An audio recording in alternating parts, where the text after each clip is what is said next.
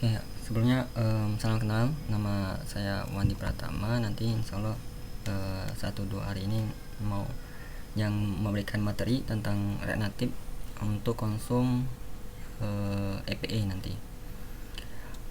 Oke, kalau untuk dari teman-teman ini aktivitasnya seharian gimana? Memang dunia IT atau dunia kerja bidang lain gitu? Untuk saya sih kuliah IT juga sih. Jadi Hmm, syariah IT. oh, oke oke. Oke, kalau itu mungkin udah ada gambaran ya tentang React Native-nya. Nah, kalau soalnya kita fokus ke bagian penggunaan EPE-nya, jadi tadi aku udah share di grup kita itu em, link project yang aku gunakan tuh bahan ngajar nanti itu, karena udah kebuat tampilan UI-nya untuk mempersingkat waktu. Nah, nanti ini aku mau share EPE-nya akan kita gunakan itu dokumentasinya. Nah, barusan aku share di grup. Oke, sebelum itu aku coba share screen dulu.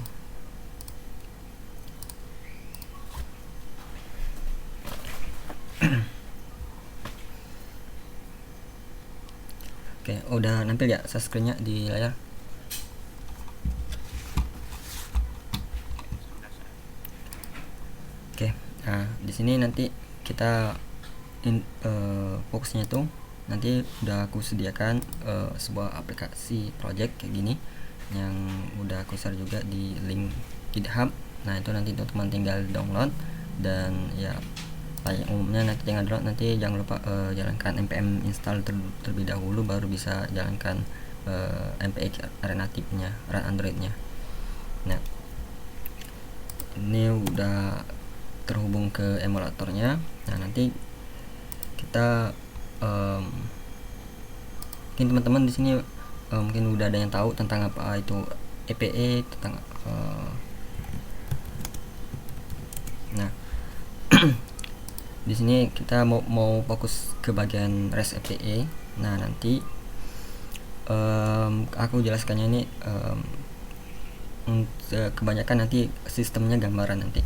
Nah, nanti kalau untuk sebagai pengertiannya atau secara ilmiahnya itu nanti bisa teman-teman baca. Nah, ada si ada sebuah konsep namanya itu client server seperti ini. Nah, kalau teman-teman lihat seperti di website ataupun aplikasi Android itu ataupun iOS, aplikasinya cukup besar seperti Facebook ataupun Instagram itu udah menerapkan sistem client server. Nah, nanti apa itu server, apa itu client? Nah, client itu ialah sisi pengunanya, sisi pengguna si aplikasi kita. Jadi ketika aku akses website ini, nah ini udah disebut dengan klien, sisi kliennya.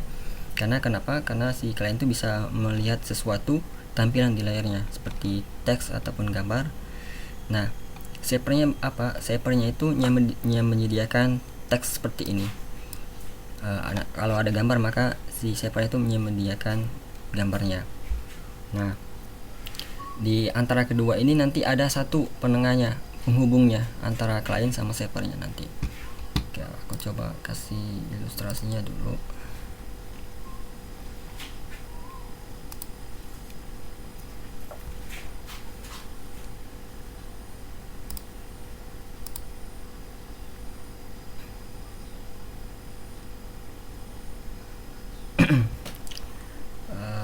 Tadi kan ada,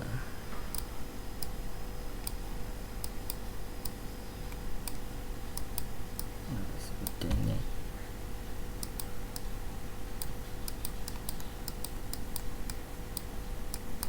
Nah, ini misalnya app-nya, aplikasinya, kemudian di sini ada servernya. Nah, di sini antara server aplikasi sama server itu dia nggak bisa langsung terhubung ke sini karena terpisah. Karena kasus kita ini Android, aplikasi Android, maka ini kan kita di sini menggunakan sebuah aplikasi React Native dalam hal ini penggunaannya, nanti di sini menggunakan bahasa pemrograman lain. Nah, dalam kasus ini aku menggunakan Golang seperti itu. Golang. Nah, tapi kita cukup menerima apa aja hasil yang endpoint atau link-link yang bisa kita gunakan dari aplikasi ini bisa akses ke sini nanti. Nah, di API ini kita bisa lakukan request nanti. Nah, si ini nanti dia melakukan respon seperti ini, respon. Nah, request itu kita melakukan permintaan. Misalnya di aplikasi kita itu nanti ada menu register. Nah, maka akan kita syarat si user itu bisa gunain aplikasi kita tuh misalnya ada harus login. Nah, kalau si usernya belum pernah daftar ke aplikasi kita kan, maka dia nggak bisa login. Nah, maka si user itu perlu melakukan request ke server kita untuk menyimpan data usernya. Nah, seperti nama, email, paspor, dan nomor telepon seperti itu. Nah, nanti akan dimasukkan ke sini, ke servernya melalui apa? Melalui API nanti. Nah, nanti ada API, satu API itu umumnya itu satu tugas. Misalnya tugas API untuk menyimpan data register aja, maka itu aja tugasnya. Nah, nanti di sini akan kalau dia berhasil atau tidak, nanti si servernya nyimpan data si tadi itu, dia akan memberikan respon. Nah, nanti kalau dia responnya berhasil, maka memberikan ya kata sukses ataupun berhasil, atau kalau gagal nanti ada responnya gagal, mungkin ada juga nanti ada alasannya kenapa dia gagal seperti itu. Nah, nanti maka si aplikasi kita itu tadi bisa menampilkan responnya, atau dia gagal ataupun dia sukses, maka kita perlu menampilkannya biar si usernya tahu nanti. Nah, itu gambaran konsep alur atau flow-nya dari penerapan implementasi API ke bagian React Native dan servernya ini. Nah, di sini ada yang di bagian endpoint ini udah aku sediakan endpointnya. Endpoint di sini dalam artian seperti ini, link seperti ini. Nah, di sini dalam dunia pemrograman sisi kliennya itu disebut dengan endpoint link ini. Nah, nanti kita bisa mencoba terlebih dahulu endpoint ini bekerja atau tidak nanti menggunakan aplikasi Postman seperti ini. Nanti teman-teman bisa install di laptopnya. Postman bisa tersedia di Windows ataupun Linux. Nah, kebetulan aku menggunakan Linux, jadi bisa juga Postman itu tersedia juga sistem versi websitenya seperti ini. Nah, ini versi websitenya, nanti bisa kunjungin postman.co seperti ini. Nah, loginnya bisa menggunakan Gmail seperti itu. Nanti sini kita bisa melakukan testing. Nah, coba aku mau contohkan.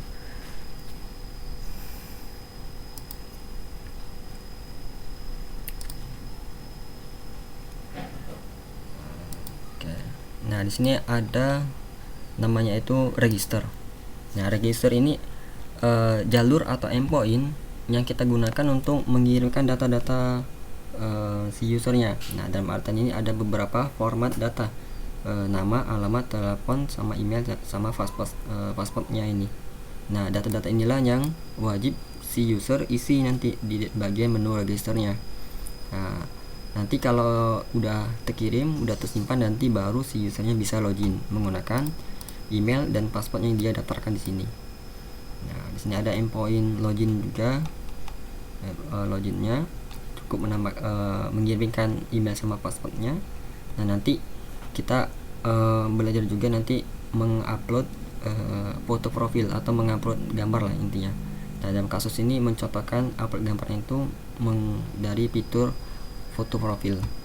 Nah, nanti ada juga menampilkan data-data yang pernah dibuat si usernya dan mengirimkan data-data, kemudian melakukan penghapusan, pengupdatean data, mengedit data, nanti ada delete. Nah, itu.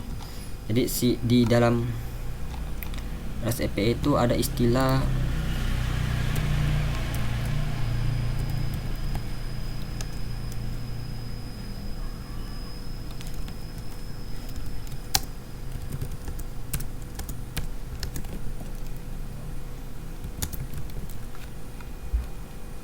ini mengenal metode yang ada dalam REST API atau biasanya itu disebut dengan method gitu. Nah ini mungkin teman-teman yang di bagian kuliah mungkin udah kenal juga ada istilah namanya method request HTTP. Nah ini ada get. Nah get ini digunakan biasanya untuk mengambil data yang udah pernah disimpan di dalam server ini. Misalnya di sini ada nama siapa, ada email siapa. Nah datanya di sini mau ditampilin ke sini. Nah nanti pakai method ini nanti get ini. Nah ada satunya lagi ini method post. Nah method post ini biasanya digunakan untuk mengirim data, mengirimkan data baik dari sisi servernya ataupun kliennya. Umumnya digunakan di bagian server kliennya. Nah contohnya kayak gini tadi, mengirimkan data request, mengirimkan data misalnya register tadi. Nah itu menggunakan metodenya post tadi. Nah pakai metode post. Nah atau nanti kita mau ngambil data, misalnya mau ngambil data profil siapanya login. Nah nanti kita pakai get nanti.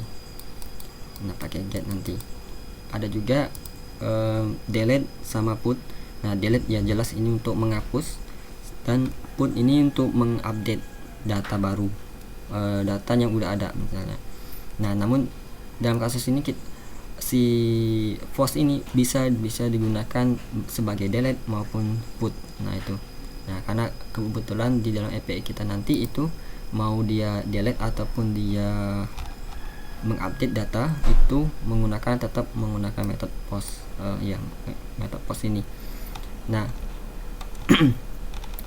biasanya di dalam ini ada bagian namanya itu backend, orang yang tugasnya itu membuat API ini. Nah kebetulan ini aku buat sendiri, jadi ini aku buat post. Jadi ini enggak menjadi patokan bahwa ketika update ataupun delete nanti pakai metode post selalu. Bisa juga nanti kalau mau diupdate pakai put, nanti tergantung orang yang buat API nya ini. Nah kalau untuk register sama login itu udah pasti menggunakan metode post karena kasusnya itu mengirimkan data nah beda halnya nanti ini mengambil data profile, ini udah pasti menggunakan get, tapi bisa juga menggunakan post, tergantung dari yang buat juga. Tapi umumnya itu kalau mengambil data pakai get seperti ini. Nah itu nanti ada tokennya ya, mungkin kita coba langsung.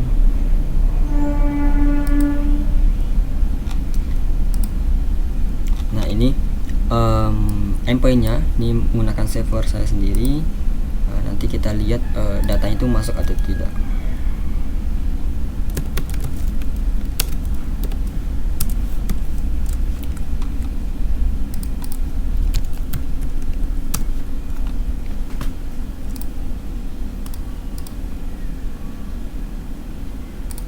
Database yang kita API yang kita gunakan tadi. Nah di sini udah ada user 1. Nah ini kita coba melakukan register menggunakan postman ini. Kita tujuan ini postman mengetes apakah API ini memang benar-benar bekerja. Nah misalnya aku coba ini. Nah kita pilih sini metodenya post, kemudian di body sini kita pilih raw, yaitu formatnya objek gitu. Kalau teman-teman udah pernah belajar JavaScript itu objek. Jadi datanya yang kita kirim di sini bentuknya objek. Jadi kita perlu mengetahui metode format datanya dikirim itu berupa raw objek seperti ini atau nanti form data seperti ini. Nah kalau di sini kan di dokumentasinya itu kalau untuk register itu menggunakan ini tipenya itu application JSON, jadi datanya itu berbentuk objek seperti ini. Nah namun nanti ada juga datanya itu tipenya itu ialah multified form data, ya ini biasanya itu multified data ini biasanya digunakan untuk mengirimkan sebuah gambar ataupun file lainnya. Nah ini menggunakan form data nanti. Nah, nanti bagaimana penggunaannya nanti kita contohkan. Nah, kita contohkan yang register yang terlebih dahulu menggunakan Postman. Nah, nanti ini data nama, alamat, telepon, email ini disesuaikan dengan yang ada di sini. Jadi kalau di sini kecil semua maka kecilkan semua. Nah, ini karena biar si servernya nanti mengetahui ini data untuk nama seperti itu. Nah, untuk datanya ini bebas sesuai dengan kita. Tapi kalau teman-teman ini karena tipe datanya kan string ya, maka ini gunain string datanya. Ini dibuat tipe data string semua. Nah, misalnya aku ganti di sini namanya. Nah, oke. Ini sebelum aku klik kirim seperti ini, kita cek di sini bahwa di dalam database ini datanya itu masih satu, hanya ada satu user saja. Oke. Ini aku pakai SSH aja akses servernya karena cukup lama.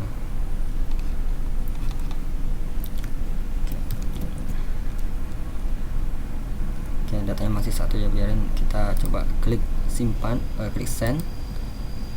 Nah, maka di sini kalau dia sukses, statusnya 200 sukses, nah dia memberikan seperti ini. Ada bagian bentuknya ini data objek. Di sini ada meta, di sini ada message-nya, akunnya berhasil dibuat. Kemudian statusnya sukses dan data-data yang dikirimkan tuh ini. Nah, di sini ada token. Nah, ini tokennya gunain untuk apa nanti kita jelaskan perlahan. Nah, ini datanya udah berhasil register, maka kita pastikan di sini datanya itu apakah udah masuk. Nah, di sini udah masuk datanya. Oke, nah ini untuk registernya. Kita coba login menggunakan akun yang barusan kita buat ini.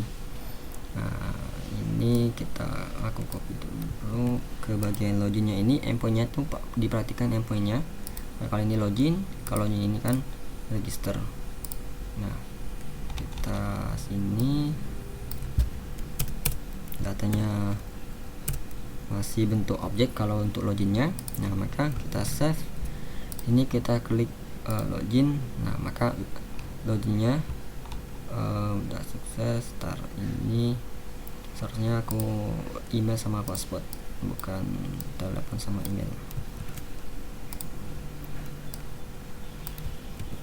Oke. Nah, login sukses 200 dan datanya seperti ini. Nah, token ini nanti di dalam aplikasi kita itu kita gunain, kita simpen di aplikasinya. Mungkin teman-teman pernah berpikir ketika teman-teman satu kali pernah misalnya buka aplikasi Instagram, udah login satu kali, kemudian teman-teman itu close aplikasinya dan buka lagi aplikasi Instagramnya, itu kan masih login, tetap login. Nah, di sana lah fungsinya itu dari token ini. Kalau kita nggak simpen tokennya itu, nanti si aplikasinya itu ketika keluar minta login lagi seperti itu. Nah, ini. Oke. Nah, kalau untuk menambah data, hapus data itu sama aja. Formatnya itu menggunakan objek seperti ini datanya. Nah, objek delete-nya kalau dia update-nya juga tinggal dipastikan ininya dan ini juga. Nah, yang ada perbedaan di bagian ini, kita mengupload avatar. Maksudnya kan kalau di sini kan masih nih avatar itu masih gambar defaultnya. Nah, di sini kita ganti misalnya mau pakai foto kita. Nah, di sini tetap di sini pakai method post, kemudian endpointnya apa tadi. Nah, kemudian di sini ada di bagian header itu ini di bagian acceptnya kita jadiin multified form data seperti ini. Dan di sini ada authorization ini token yang kita hasil login. Nah, ini kan kita udah login, kita copy.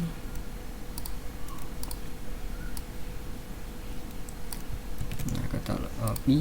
Karena kenapa? Karena untuk mengupload gambar itu harus login dulu, maka diperlukan tokennya. Nah, kita ini biarin tetapin ini tokennya hasil login. Nah, kemudian di bagian tab bodinya ini ada avatar. Nah, ini namanya avatar, dibuat seperti ini aja. Nah, di sini ada dua pilihan, teks sama file. Nah, kita pilih file karena kita mau upload sebuah gambar. Nah, maka di sini tinggal kita klik pilih, misalnya mau gambar, kita contohkan ini. Oke.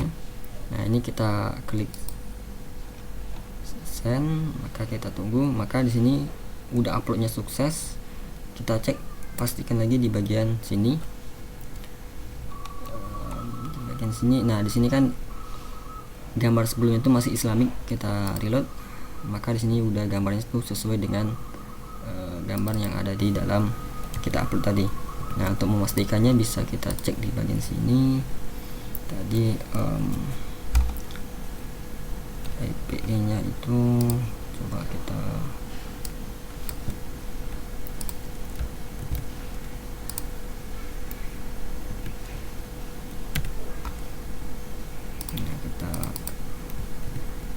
cek apakah gambar itu sesuai.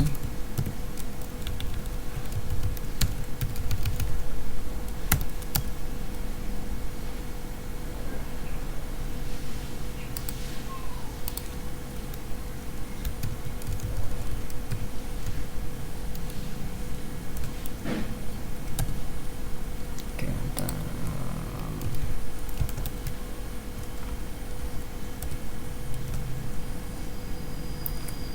namanya image. Oke, kita tunda dulu nih ya. Oke, nanti kita seiring jalan kita cek nanti gambarnya. Yang penting nama gambar itu udah nampil. Oke. Nah, kita udah ngetes login, register sama upload gambar ini udah berhasil bekerja MP-nya. Nah, sekalian ini kita data profil. Nah, data profil ini metodenya get endpointnya apa, dan kita mau rekan ini authorizationnya, token hasil login. Nah, ini kita tinggal copy, kita ganti token lama ini dengan token yang baru login. Maka kita send. Nah, maka di sini datanya yang kita dapatkan data siapanya login. Nah, kalau kita asal-asalan tokennya ini kita cek, maka datanya itu tidak ada, karena untuk mengakses data profil itu perlu tokennya siapa yang login. Oke. Nah, dalam hal ini itu udah kita tes. Nah, kita coba terapin register ini di dalam aplikasi kita. Nah, ini aku sandingkan dulu. Nah, di sini udah ada aplikasinya. Di sini ada create now. Nah, harap teman-teman udah bisa paham buat screen seperti ini ya. Kemudian di sini ada, nah di dalam sini kita cari dulu ke bagian registernya. Ini bagian register.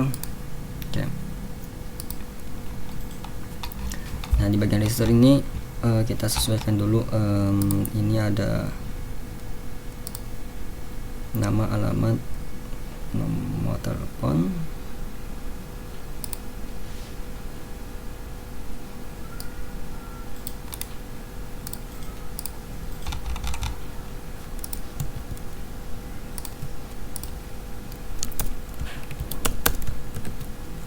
nama ada, email sudah ada, password sudah ada, telepon juga udah ada. Nah, tinggal satu alamat yang belum. Oke.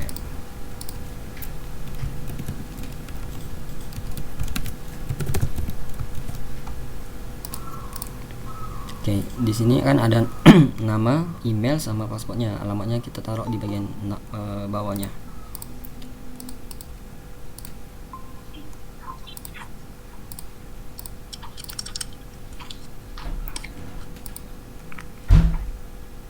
Nah, di sini kita tambahkan nama. Di sini ada nama,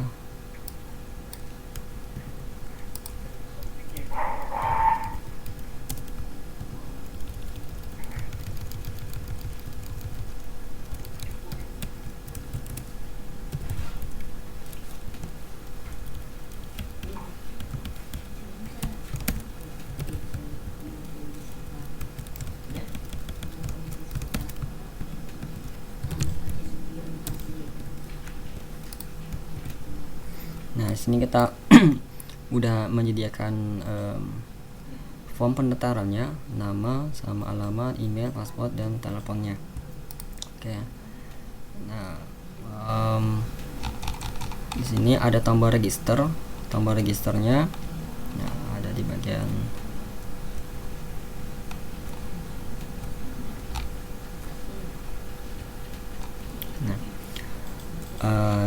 ini tombol registernya mengarah ke bagian function register. Nah, tombol register seperti ini. Nah, di sini kita abaikan dulu yang ini. Aku menjelaskan konsolat. Nah, karena ini menggunakan kelas berarti pakai state.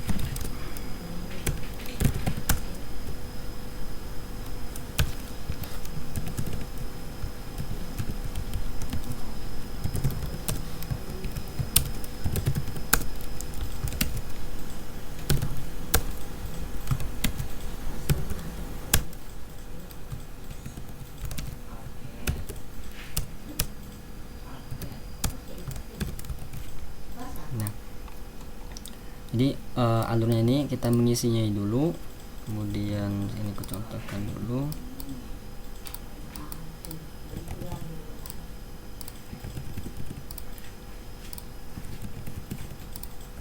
Nah, ketika diklik di sini, nah, datanya di kan register ini ngarah ke function register. Nah, datanya tuh ngambil dari state nama, email, password, phone, alamat. Nah, di sini udah ada nih datanya. Nah, tinggal di sini kita datanya yang diketikkan di sini kita kirimkan ke endpointnya. Nah, di dalam dokumentasinya tuh enaknya kalau si orang yang buat dokumentasinya ini dia menggunakan Postman untuk dokumentasinya, kita bisa menambahkan stempel penggunaannya. Nah, seperti ini. Di sini kita pilih JavaScript. Nah, di sini bahasa yang kita gunakan. Kita menggunakan JavaScript Fed aja di sini. Nah, di sebelah sini ada cara penggunaannya. Kita tinggal bisa copy aja di sini. Oke, ini kita bisa hapus aja dulu. Oke, nah ada my headernya, kemudian kontennya itu tipenya aplikasi JSON. Nah, data objeknya yang ini kan namanya, ini datanya tadi. Nah, ini data-data sini kita gantikan ke pakai ini state-nya. Maka kita tinggal seperti ini. Kita ganti ini alamat. Nah, ini kita ganti menjadi telepon dulu. Ini kita ganti menjadi email. Nah,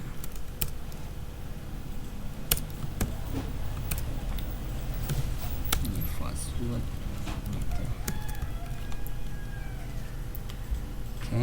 Nah, kita tinggal cukup itu aja. Ini juga karena di sini kita sesuaikan endpointnya. Endpointnya kita sesuaikan.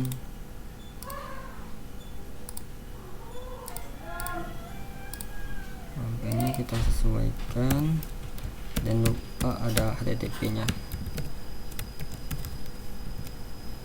Oke.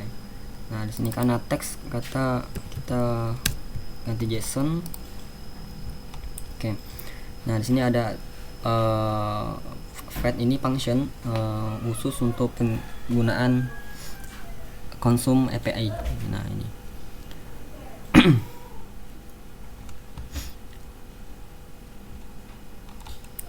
Nah, di sini juga ada request option. Kita menggunakan metodenya post, headernya dapat dari sini. Nah, dari function dari variabel ini. Kemudian bodinya, datanya yang dikirim bentuknya raw dari sini, variabel raw JSON, formatnya JSON string seperti ini. Kemudian kita tinggal, kalau ini bisa dihapus. Nah, kita masukin endpointnya. Ini parameter pertama, ini parameter keduanya dan data option ini. Nah, di sini ada then-nya atau async storage-nya. Ketika ini selesai melakukan ini, apapun hasilnya nanti, apakah dia error apakah dia gagal itu, maka tampilkan datanya itu. Nah, kalau dari ini kita tampilkan ke konsol di sini nanti. Nah, coba kita tes kembali. Kita di sini belum ada source screen scroll view-nya. Aku tambahkan dulu biar untuk mempermudah scrollnya.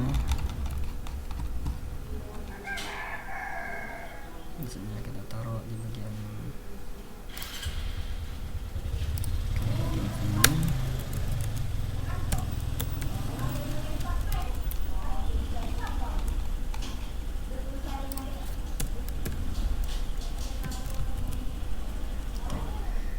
Nah, ini udah bisa di scrolling.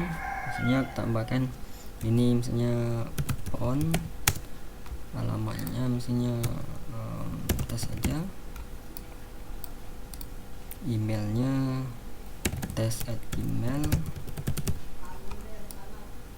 Nah, ini kita coba 1 sampai 8. Nah, fontnya kita misalnya masukkan asal aja dulu. Kita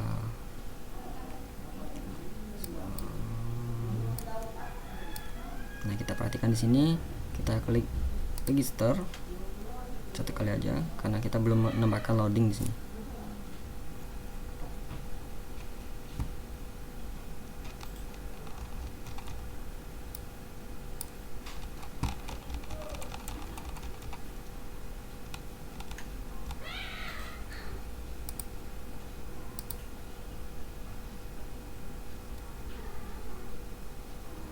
Nah, ini udah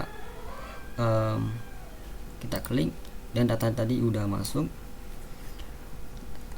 Datanya itu sukses atau tidak, coba kita cek di sini. Di sini tadi kan ada konsol lognya.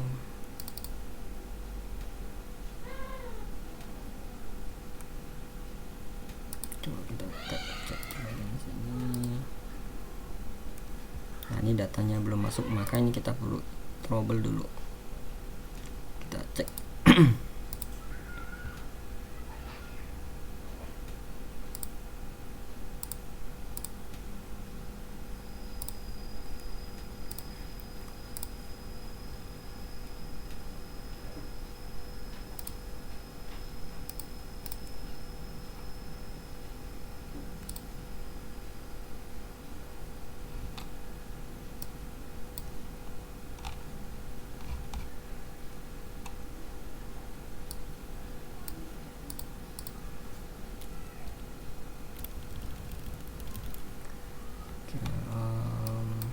Ini kita post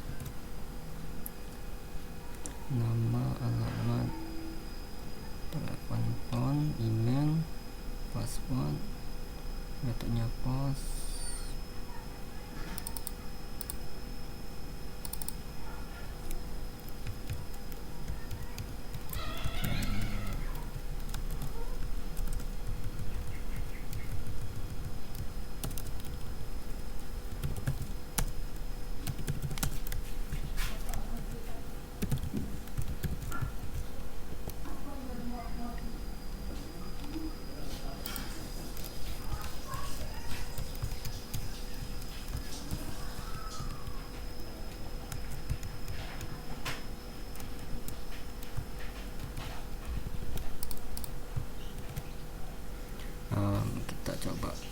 Kita coba datanya itu kita dapat status dulu seperti ini, belum dari formnya. Kita mau tes apakah datanya itu berhasil dikirim atau tidak. Nah, di sini datanya itu ada error formatting.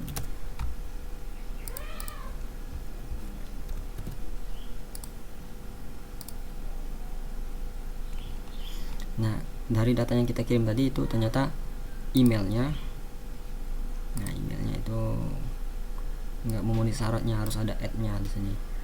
Nah, coba aku ganti dulu di sini.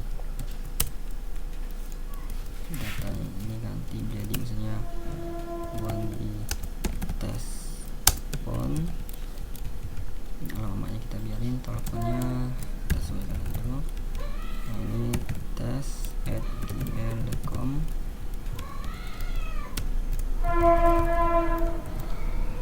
Oke, coba kita tes lagi. Nah, data di sini udah berhasil kita kirimkan. Di konsolnya itu udah menunjukkan proses pendaftaran udah berhasil. Seperti ini. Nah, ini respon dari servernya. Datanya namanya sama dan sukses. Nah, tinggal kalau kita cek di sini, seharusnya di sini ada datanya 3. Oke, kita tunggu proses sana servernya banyak akses. Oke.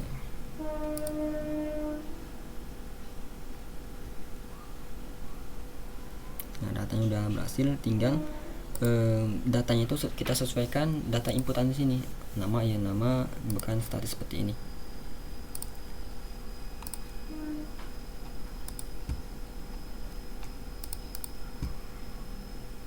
Oke, sebelum kita itu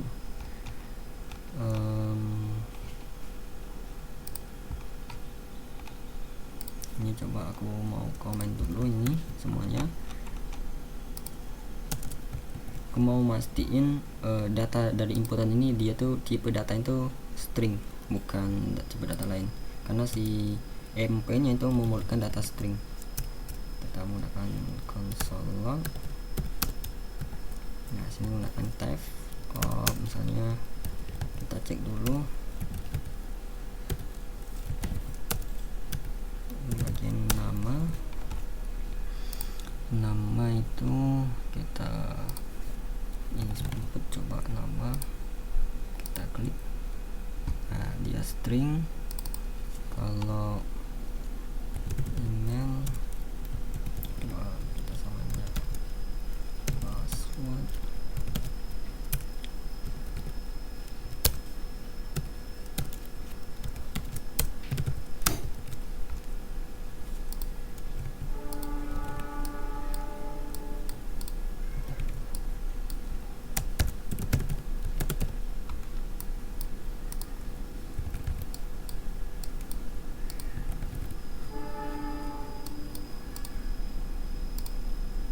Nah, data itu udah string semuanya. Oke, karena kita udah berhasil. Coba sekarang data itu kita kembalikan ke nama itu, ngambil dari state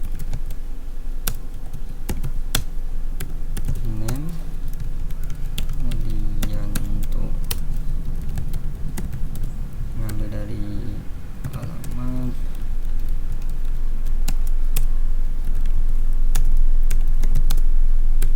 ini phone. Nah, kalau email ngambil dari email juga.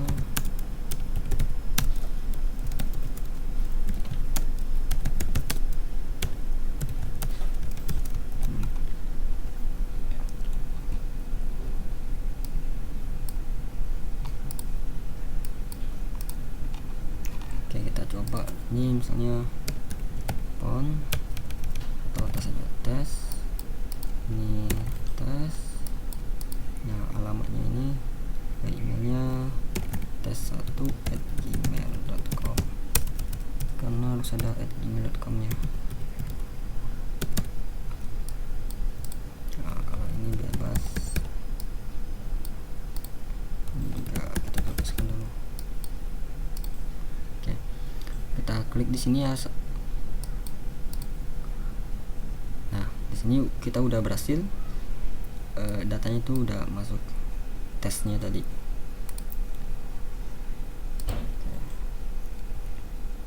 Nah, ini servernya berat diaksesnya.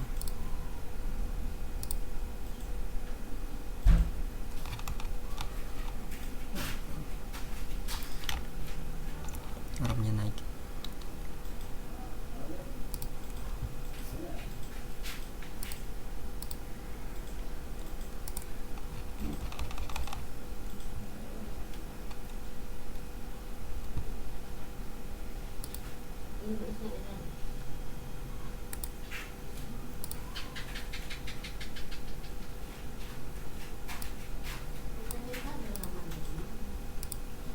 Nah, di sini tinggal kita tambahin loading aja, loadingnya, karena aku udah nambahin loading di sini ya.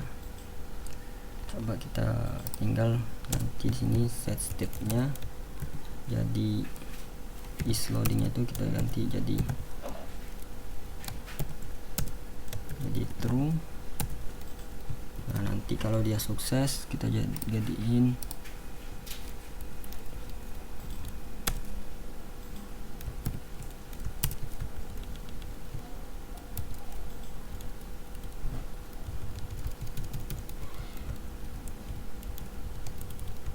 nah di sini bisa kita tampilkan tambahkan navigate-nya, navigation code.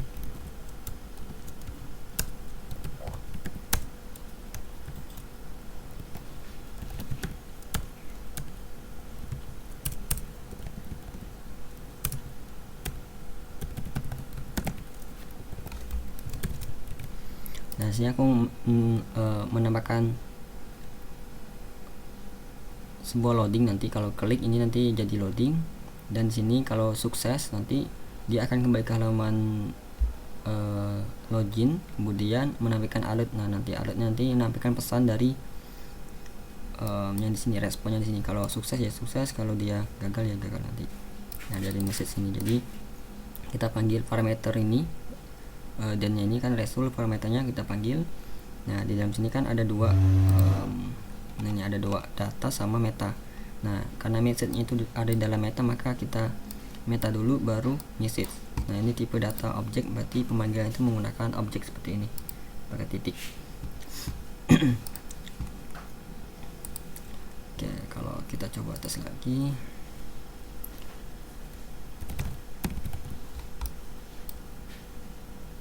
Oke, kalau kita kasih yang benar misalnya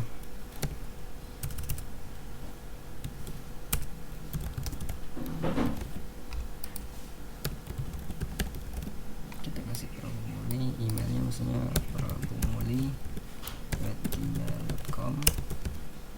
Nah, ini passwordnya kita 1 sampai 8 karena ini nanti mau pengen digunakan untuk login nanti akunnya. Oke, kita coba klik. Nah, ini udah jadi login dan akunnya sukses di register. Nah, oke. Nah, sekarang kita coba apakah ini bisa. Nah, ini udah ada nih, datanya udah masuk. Tinggal kita di bagian loginnya. Nah, maka kalau teman-teman udah paham di bagian register ini, insya Allah di bagian loginnya itu udah paham. Tinggal kita menerapin seperti ini aja. Sebenarnya kita tinggal copy aja ini. Jadi sini kita copy aja, terus kita ke bagian file login. Nah, di file login kan udah ada form email sama passwordnya, dan ini udah disetting juga. Ketika di input dia masuk ke state ini, email sama password. Nah, tinggal di sini.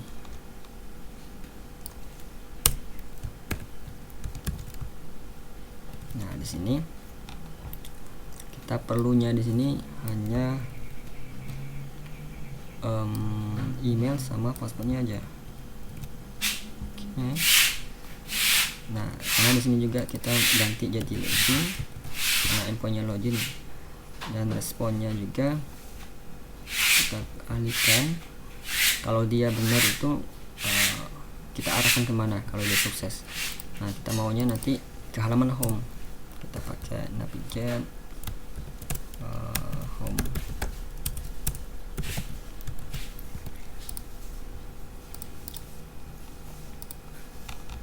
Oke, kita coba tadi. Kalau ini kita coba kita kosongin. Nah, kalau kita asal-asal dulu,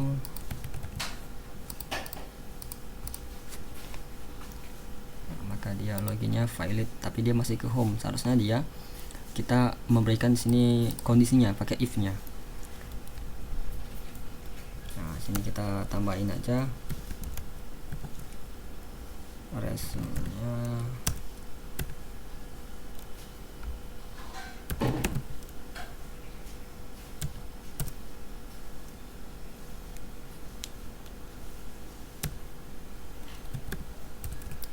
Sukses sukses atau statusnya.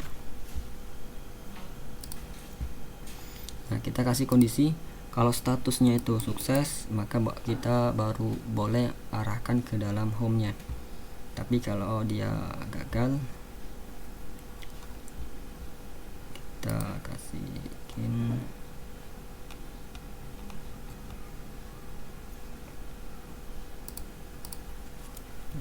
status sama dengan sukses seperti ini.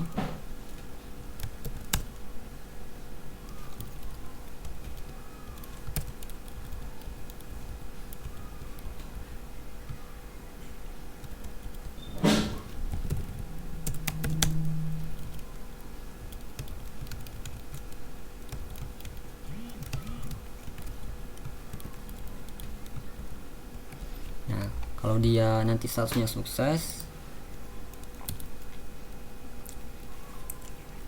mungkin kita tambahkan aja dulu juga dan ada di bagian datanya itu data length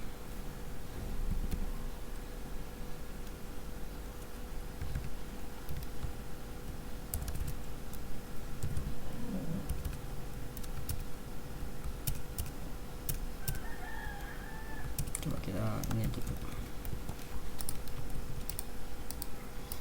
Oke, coba kita lagi, ini kita back. Kalau kita asal-asal, seharusnya itu dia nggak ke home. Nah, ini udah benar nggak ke home, tapi loadingnya masih belum mati. Kita ganti ini menjadi false harusnya.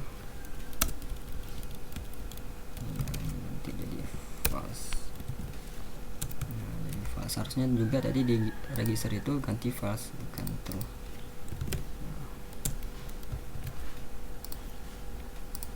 Oke, kita coba lagi, ini kita asal-asalkan, kita klik, login valid, kemudian loadingnya itu udah berhenti. Nah, kalau kita login menggunakan akun yang barusan kita daftarkan,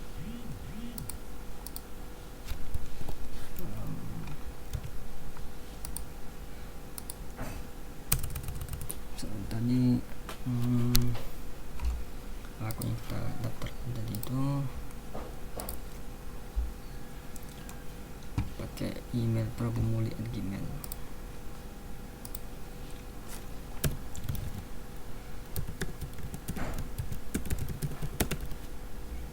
Nah, passwordnya 1-8.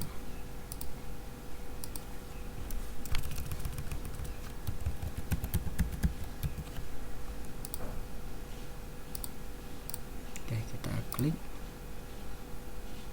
Nah, login sukses dan sekarang udah di halaman home. Nah, sekarang udah di halaman home, kita udah bisa register, login, dan di home juga. Nah, ini kalau umumnya di dalam aplikasi itu ketika kita udah pernah satu kali login, maka ketika kita close seperti ini, seharusnya kalau kita open lagi itu udah masuk ke halaman home. Nah, kita coba mana tadi namanya catatan mi ya.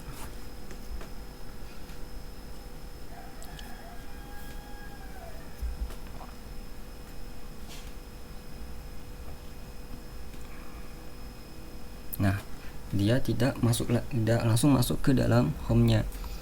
Nah, ini terjadi karena kita belum melakukan penyimpanan tokennya. Karena ketika kita login itu di sini terdapat token. Nah, token ini kita simpan di dalam aplikasi kita. Nanti di bagian splash screen atau screen awal, yang sini kan splash screen. Maksud splash screen itu screen yang nampil sebelum login. Coba kita reload.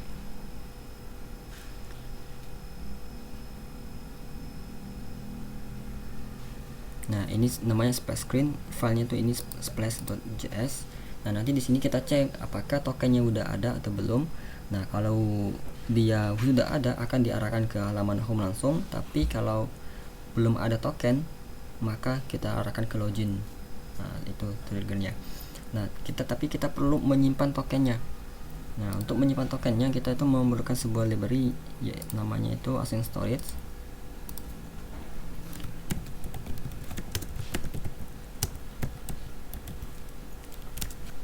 Nah, untuk kita menggunakan sebuah library namanya Async Storage. Nah, ini digunakan untuk menyimpan data ke dalam sistem change dalam di HP kita. Nah, biasanya itu untuk nyimpan token-token seperti ini. Oke, nah ini kebetulan juga di dalam project yang aku sampel ini udah diinstal juga. Tapi kalau teman-teman nanti mau installnya manual, tinggal akses di link ini. Di sini udah ada, tinggal cukup menjalankan perintah ini, maka udah selesai proses instalasinya. Nah, untuk penggunaannya juga di sini udah ada cara penggunaannya. Di sini tinggal import terlebih dahulu, kemudian nanti ini untuk menyimpan datanya, ini untuk mengambil hasil data simpanannya nanti. Nah, ada Async Storage set item, ini untuk menyimpannya. Ini key ini nanti kita gunakan untuk mengambil datanya lagi. Nah, ini datanya apa yang disimpan ini, atau kita bisa sebut dengan label datanya juga bisa. Nanti ketika kita ingin gunakan datanya disimpan itu, kita cukup menggunakan seperti ini, get item, dan masukin string dari label datanya tadi. Kalau misalnya di sini datanya, misalnya labelnya tuh token ataupun data user misalnya, maka di bagian pengambilannya tuh kita masukkan sini data user. Oke, nah dalam sini kita simpan token, dalam artian kita gunain dulu, berarti kita copy ini aja, kita masukin ke string login ini. Nah, kita masukin, kemudian tinggal kita copy untuk penyimpanan nih, storing data, untuk menyimpan data. Kita di sini harus menggunakan async with ya, maka kita ganti aja. Kita tambahkan async ini seperti ini. Nah, di sini juga kita tinggal ambil ini. Kita ambil.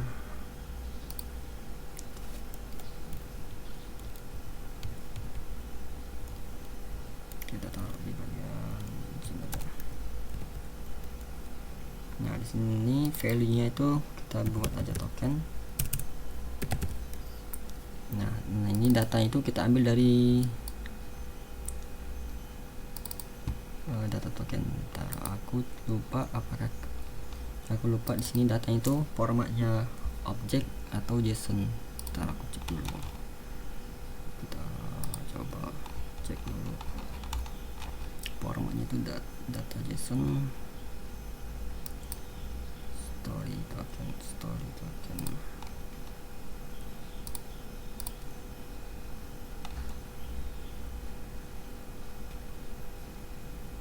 Oke, langsung aja tanpa menggunakan kutip.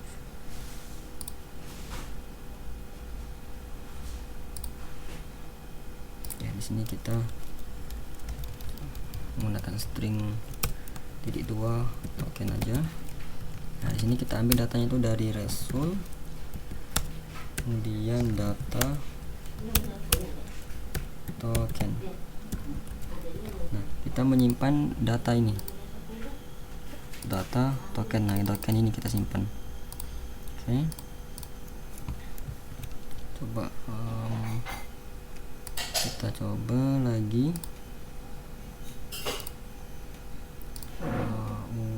Ini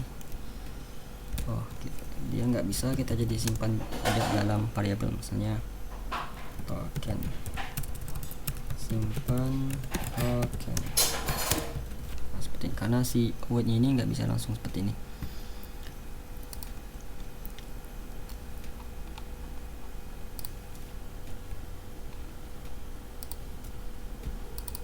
Oke, kita lihat coba.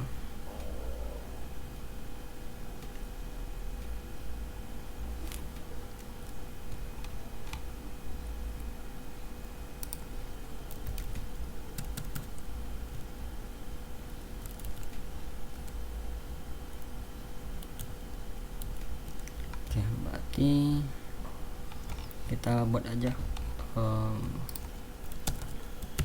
function di sini.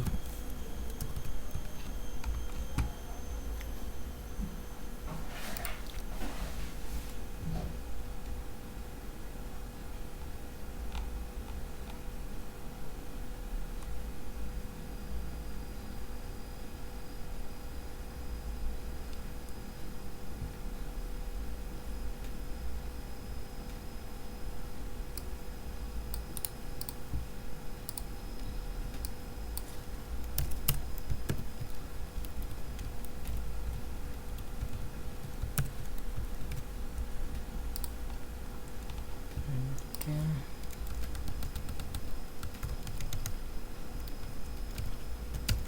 Kita panggil store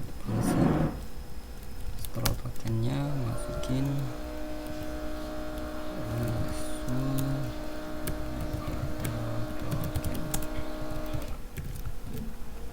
seperti ini. Nah, tokennya ini aku lupa apakah perlu JSON string ataupun langsung token tar.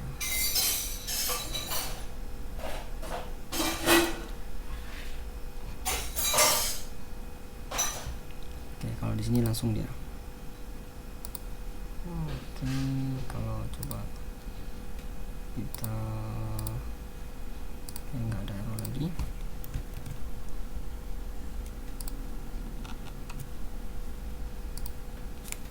Tadi prabomuli@gmail.com, kemudian sini passwordnya itu 1 sampai 8. Nah, kalau kita klik login,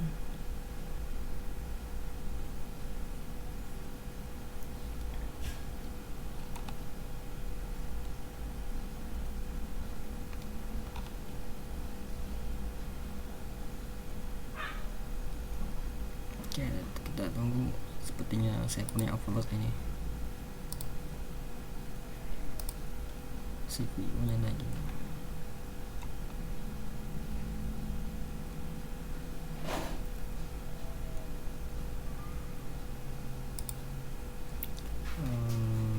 Aku stop dulu servernya.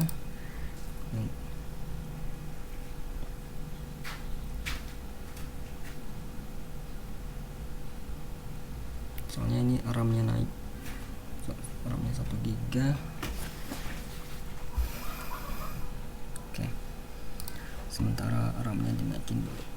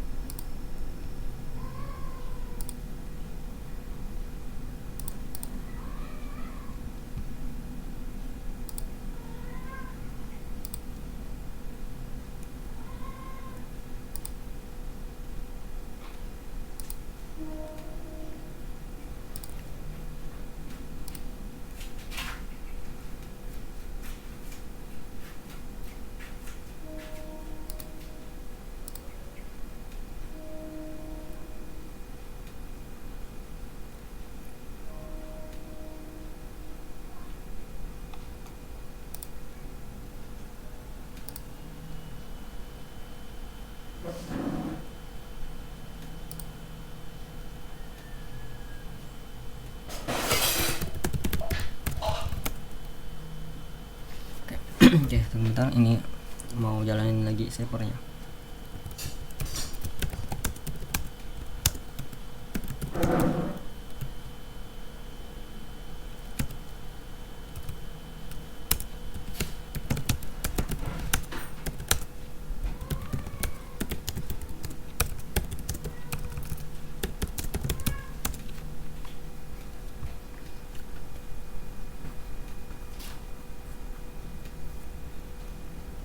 Oke, server udah jalan, kita coba lagi.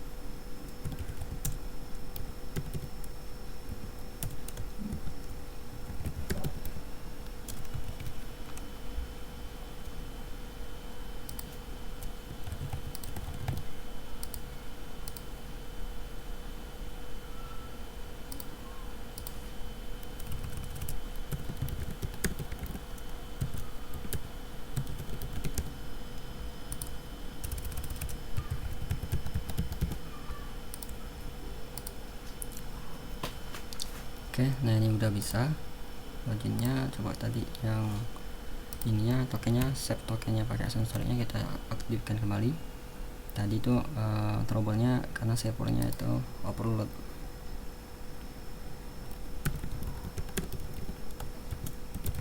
Oke, berapa beli Gmail pas 1 sampai 78. Nah, kita klik login. Oke, login sukses. Nah, sekarang kita di bagian sebelah sini kita cek di bagian function get token ini, kita memerlukan ini udah diinput juga.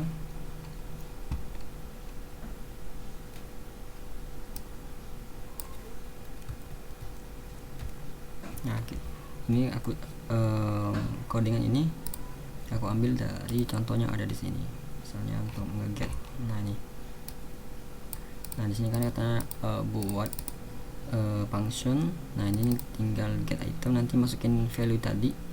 Nah di sini kalau value ini kosong, tidak sama dengan 0, berarti di sini nanti ada isi. Maka sini kita mau ngapain? Nah misalnya kita ini kasih if nya. Nah tadi kan kita beli di sini shape nya itu token seperti ini. Nah dan sini kita juga shape nya nge-get nya itu menggunakan label token. Nah nanti dari kalau variable value ini ada isi, maka nya ini kita arahkan ke home. tapi kalau di sini kosong maka kita arahkan ke dalam login. Nah, kalau nanti suatu saat ada error maka masuk ke sini, dia langsung masuk ke login. Nah, yang ini set temboknya kita hapus aja karena kita nggak memerlukan ini. Kita memerlukan ini nanti dia pindah ke home ataupun ke login, yang itu tergantung dari token sini ada atau tidaknya. Oke, kita cek, kita tes, kita cek close apakah login kita yang barusan tadi udah sekaligus menyimpan tokennya.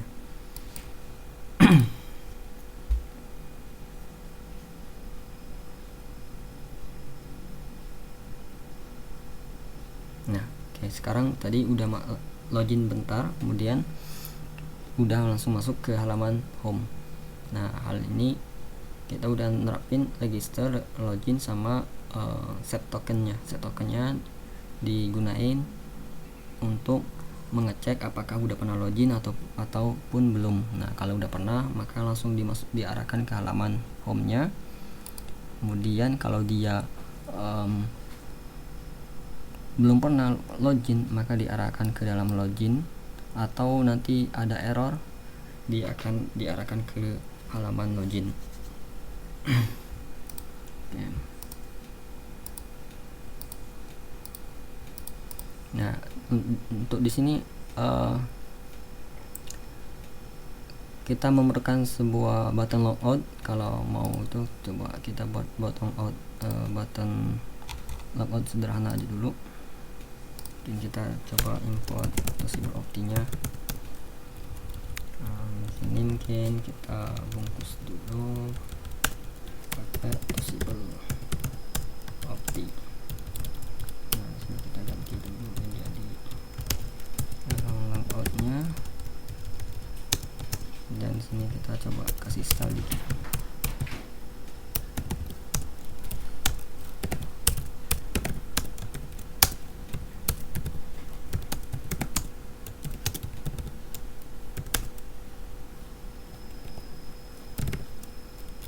Misalnya warna merah aja dulu.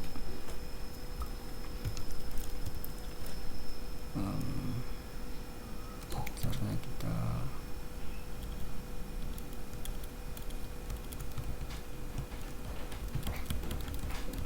kasihnya itu seharusnya di bagian sini, itu si plottingnya. Oke, kita kasihin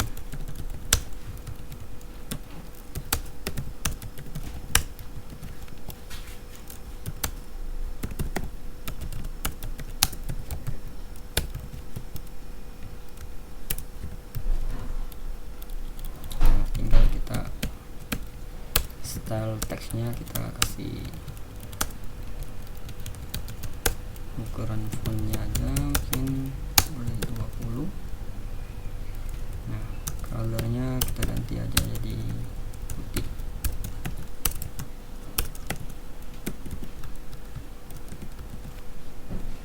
Oke, nah, nanti kita button ini diklik langsung logout dan kembali ke halaman login. Nah, kita tambahkan aja di sini compress-nya.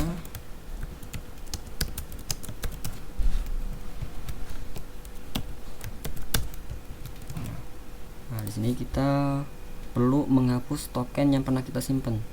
Jadi kita kembali ke sini. Di sini ada kan, kalau di sini kan ada story sama reading. Nah, di sini kita cari untuk cara untuk menghapus tokennya. Kita bisa menggunakan seperti ini, clear, async storage clear ya. Kemudian mungkin kita bisa gunain aja. Kemudian kita bisa copy aja nih sih, copy. Kita copy ini, kita arahkan aja ke sebuah function aja, logout aja. Oh ya, ini this. Nah, kita buat aja di sini di atas. Oh, ini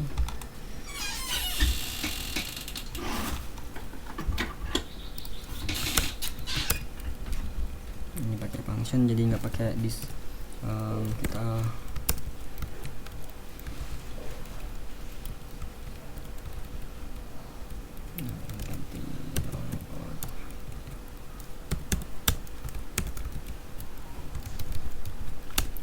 kita arahkan ke bagian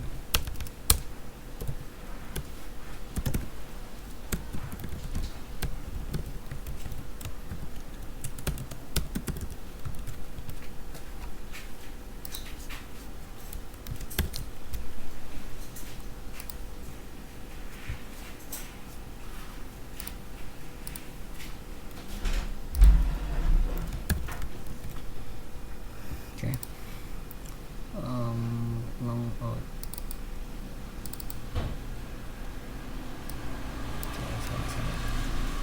Seharusnya ada long function.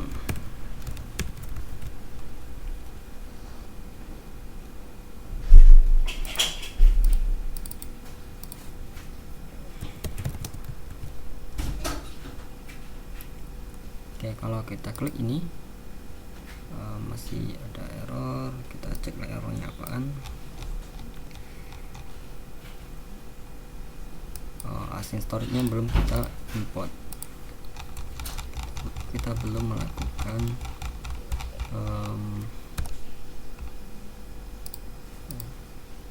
belum ini, kita belum masukkan di atas.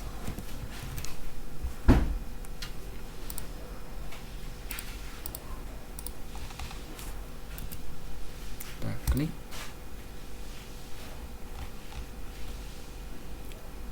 oh ya, kita nggak bisa menggunakan ini karena ini sebuah function application. Kita klik, maka udah langsung masuk ke halaman. Coba kita clear, kita open kembali. Seharusnya sekarang ke halaman login. Nah, halaman login kita masuk lagi pakai login gmail.com, passwordnya 1 sampai 8, kemudian kita login. Oke, kita tunggu karena ini servernya lagi overload ini. Agak lama proses pengirim datanya.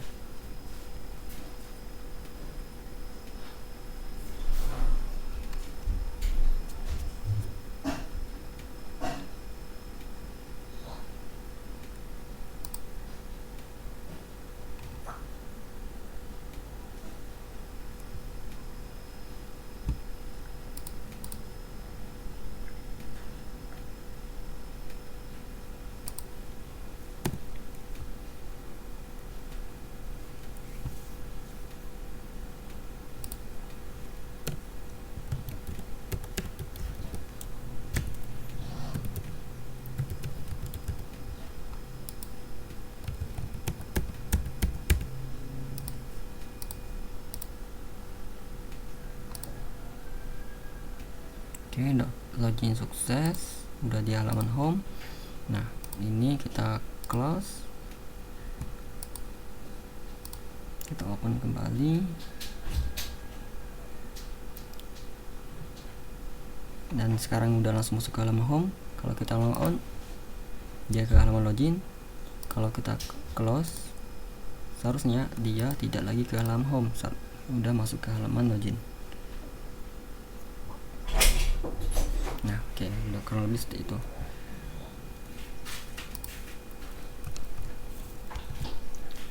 Oke, jadi konsepnya mengirimkan data kayak tadi di bagian registernya ini. Nah, nanti di GitHub-nya itu akan aku update. Nanti teman-teman bisa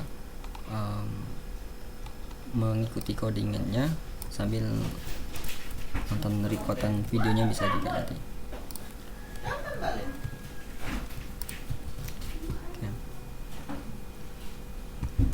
Untuk sampai di sini ada yang mau bertanya?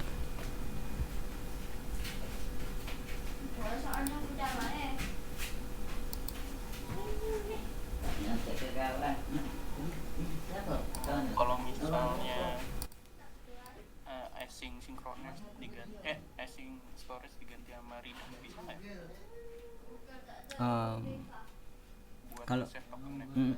kalau Redux kan itu bisa dibilang itu apa tuh namanya, storage-nya. Nah, itu hanya menyimpan sementara aja. Kalau kita close itu kan nanti dia hilangkan datanya di Redux.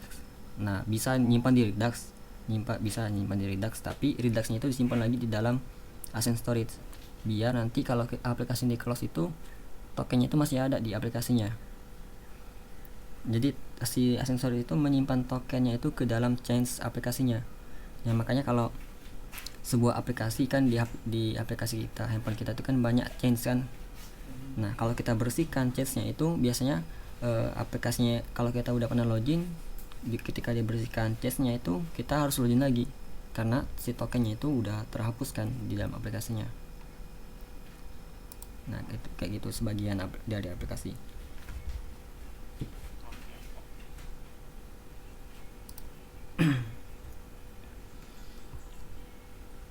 Nah, nanti untuk EPE nanti bisa digunain ya. Nah, kalau untuk mau source code-nya bisa sih, tapi ini pakai Golang. Bisa tinggal di download aja, ada di GitHub aku. Jadi teman-teman bisa running EP-nya itu dari localhost laptop masing-masing. Jadi soalnya serverku masih nggak bisa 24 jam aktifnya.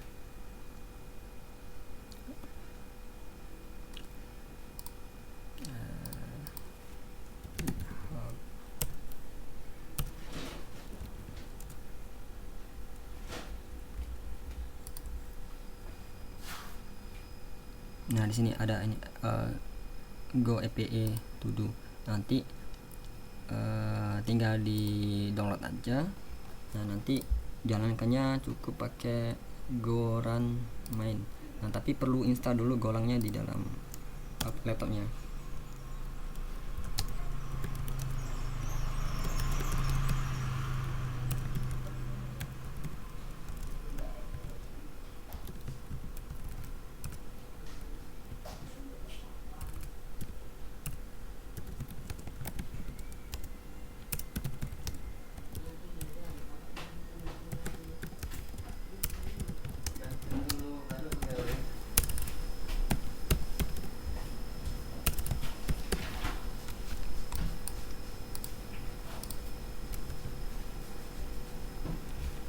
Nah, nanti gitu, kalau teman-teman yang mau ngambil source code Golangnya, nanti tinggal download aja dan jalankan aja. Sebelum jalankan bisa buat dulu database-nya, namanya aja, nanti table-table itu auto generate nanti tinggal jalankan run main.go ini. Nah, nanti pakai di sini pakai localhost, di sini localhost portnya 8080 tetap seperti ini. Nah, itu untuk coba-coba, jadi bisa diulang-ulang terus. Oke, untuk selain itu ada yang mau bertanya lagi atau udah kita cukupkan? Nanti besok insyaallah tuh di bagian sininya, main di bagian halaman home-nya, nanti nambah data to-do-nya, update to-do-nya, hapusnya, sama nampilin data-data yang udah pernah dibuat berdasarkan user yang login. Jadi setiap user itu yang nampil datanya itu sesuai usernya login yang pernah dia buat aja, nggak semua data user yang dibuat.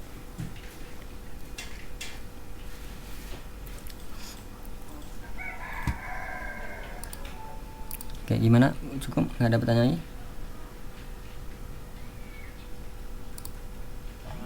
Berarti kalau misalnya async storage itu udah pasti dipakai ya buat nyimpen si tokennya? Benar-benar. Sebenarnya ada yang lain, metode lain. Nah, namanya tuh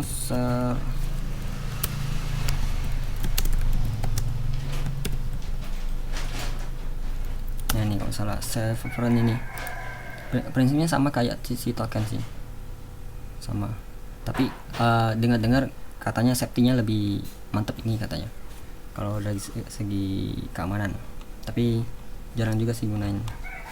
Tapi kadang kalau kerja gitu, kalau magang itu biasanya si perusahaan punya standar sendiri kalau mau nyimpan token di Android pakai ini, kalau di website pakai ini misalnya gitu, biasanya punya standar sendiri. Tapi kalau mau belajar bisa pakai token, bisa mau coba-coba ini juga bisa, tinggal dicoba-coba. Kalau segi penggunaan sih sama sih. Nah, cuman mungkin minimnya itu sih. Nah, ini sama nih, dia cuma ganti nama aja, server sama remote item. Minimnya itu dokumentasinya. Soalnya kalau async storage itu milik dari pengembang React Native-nya, jadi akan selalu ada updatean. Kalau ini kan kayak ini terakhir publish itu 2 tahun lalu. Kalau si ini milik dari pengembang pihak Facebook ini, React Native-nya. Jadi akan ada selalu fitur-fitur baru. Kalau bisa itu mas.